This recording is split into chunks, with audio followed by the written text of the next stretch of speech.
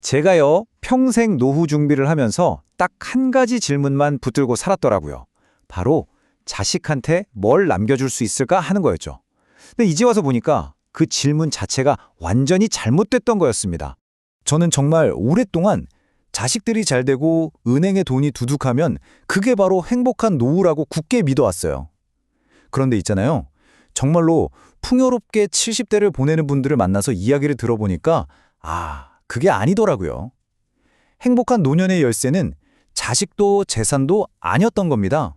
바로 이 질문 하나가 제 남은 인생과 돈, 그리고 가족을 바라보는 시각을 통째로 바꿔놓았습니다.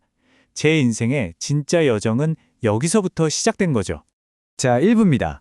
나의 노후는 어디에 있는가? 제 이야기는 아마 많은 분들이 공감하실 거예요. 그냥 막연한 불안감, 내 인생이 꼭 자식들을 위한 징검다리 같다는 그런 느낌에서 시작되거든요. 정말이지 제 하루가 제 것이 아니었어요. 스케줄은 늘 아이들 위주였고 제 인생의 가장 큰 목표가 뭐였냐면 이 집 하나 온전히 물려주는 거였습니다. 그러다 보니까 나를 위해 사는 게 아니라 그냥 뭔가를 넘겨주기 위해 사는 것 같고 스물스물 외로움이 훅 들어오더라고요. 그러던 중에 보고서 하나를 보게 됐는데요. 와, 이 숫자를 보고 정말 충격을 받았습니다. 37.6%. 이게 바로 우리나라, 대한민국의 노인 빈곤율입니다. 제가 느꼈던 그 막연한 불안감이 그냥 기분 탓이 아니었던 거죠. 이 자료를 좀 보세요. 우리가 왜 힘든지 딱 보여줍니다. 우리가 가진 자산 대부분이 이 집에 꽁꽁 묶여 있는 거예요. 그래서 집 한 채는 있다는 소리는 들을지 몰라도 막상 쓸 돈은 없는 소위 말하는 하우스 푸어인 경우가 태반인 거죠. 실제로 보니까 금융자산만으로 지금처럼 살 수 있는 사람은 100명 중에 35명밖에 안 됐어요. 그래서 뭔가 다른 길이 있지 않을까 하고 찾아보기 시작했죠. 그리고 정말 중요한 사실 하나를 깨달았습니다. 우리가 자식한테 존중받는 게 무조건적인 희생에서 나오는 게 아니라는 거예요. 이 문장을 보고 정말 머리를 한 대 맞은 것 같았어요.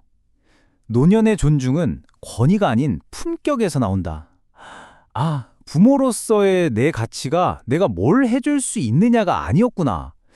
내가 내 삶을 어떻게 멋지게 사느냐, 바로 거기에 달려 있었던 거구나 싶더라고요.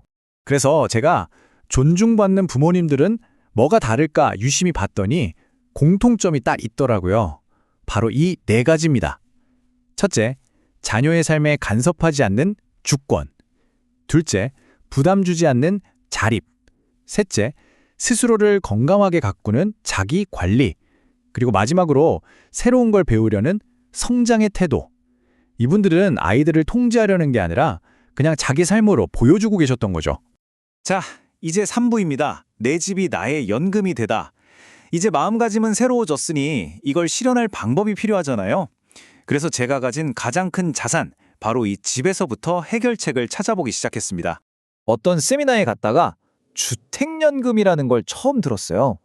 근데 이게 단순히 집을 담보로 돈 빌리는 그런 개념이 아니었어요. 제가 평생 뼈 빠지게 일해서 마련한 이 집의 가치를 죽어서 자식 주는 게 아니라 살아있는 동안 나를 위해 꺼내 쓰는 그런 열쇠 같은 거더라고요. 예를 들어서요, 70세에 3억짜리 집을 갖고 계시면요, 이걸로 평생 돌아가실 때까지 매달 100만 원 정도를 받을 수 있다는 계산이 나와요. 와, 이 말을 듣는데 갑자기 집이 다르게 보이더라고요. 이게 그냥 자식 줄 유산이 아니라 내 노후를 지켜줄 든든한 연금이구나, 내 자유구나 싶었죠. 그리고 또 하나 정말 유용한 도구를 발견했는데 바로 4% 법칙이라는 거예요. 이건 내가 모아놓은 돈을 어떻게 하면 최대한 오래 쓸 수 있을까 하는 하나의 지침 같은 겁니다. 아이디어는 아주 간단해요. 인퇴 첫 해에 내가 가진 돈의 4%를 인출하고 그 다음해부터는 물가 상승률만큼만 조금씩 더 꺼내 쓰는 거죠. 근데 여기서 진짜 중요한 전제가 있어요. 바로 남은 96%의 돈을 그냥 통장에 두는 게 아니라 계속해서 투자 상태로 유지해야 한다는 겁니다. 그러니까 이건 그냥 돈 아껴 쓰는 규칙이 아니라요, 내 돈이 계속 일하게 만들어서 30년 넘게 자산을 지키는 아주 똑똑한 투자 전략인 셈이죠. 자, 4부로 넘어가 보겠습니다. 다르게 말하고 새롭게 연결되다. 돈 문제, 즉 재정적인 준비도 물론 중요하지만 그것만으로는 부족하더라고요. 가족관계가 예전처럼 의무감으로 얽혀있는 게 아니라 정말 마음으로 연결되려면 말하는 방식부터 바꿔야 했습니다. 그래서 제가 배우기 시작한 게 바로 비폭력 대화, NVC라는 겁니다. 이게 뭐냐면요. 상대를 탓하거나 평가하지 않으면서 내 마음을 솔직하게 또 평화롭게 전달하는 대화법이에요. 4단계로 이루어져 있는데 한번 보실까요? 이 예시를 보면 차이가 확 느껴지실 거예요. 예전 같았으면 아이한테 넌 맨날 게임만 하냐? 하고 소리부터 질렀겠죠. 근데 비폭력 대화법을 쓰면 이렇게 되는 거예요. 먼저 그냥 사실만 말해요. 아, 숙제 마감이 내일이네? 이게 관찰이죠. 그 다음에 내 느낌을 말해요. 아, 그래서 엄마는 좀 걱정이 된다. 그리고 내 욕구를 설명하는 거죠. 네가 책임감 있는 모습을 보여주면 참 좋겠어. 마지막으로 아주 구체적으로 부탁을 하는 겁니다. 우리 9시까지만 딱 게임하고 30분만 공부하면 어떨까? 어때요? 잔소리가 아니라 대화가 되죠? 결국 비폭력 대화의 목표는요. 상대방을 내 뜻대로 바꾸려는 설득이 아니었어요. 서로의 마음이 연결되는 것, 연결 그 자체였습니다. 아, 이걸 깨닫고 나니 관계가 정말 편안해지더라고요. 자, 어느덧 마지막 5부입니다. 살아있다는 감각. 이렇게 경제적으로 독립하고 가족과 소통하는 법도 바꾸고 나니까 제 안에서 정말 엄청난 변화가 일어나기 시작했습니다. 제 하루가 완전히 달라졌어요.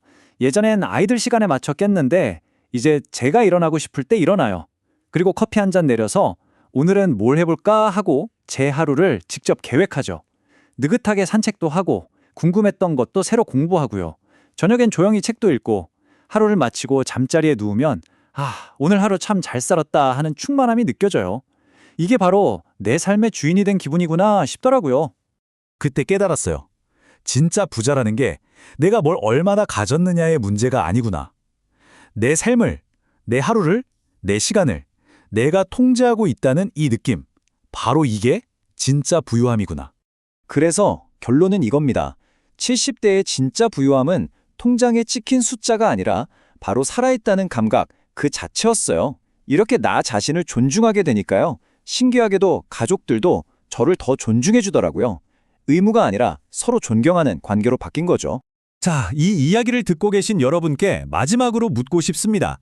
만약 내일 당장 단 하루를 온전히 당신의 것으로 되찾기 위해 딱 한 가지만 할 수 있다면 뭘 하시겠어요? 거창할 필요 없습니다. 부유한 노년을 향한 첫걸음은 그렇게 나를 위한 아주 작은 선택 하나에서 시작되는 거니까요.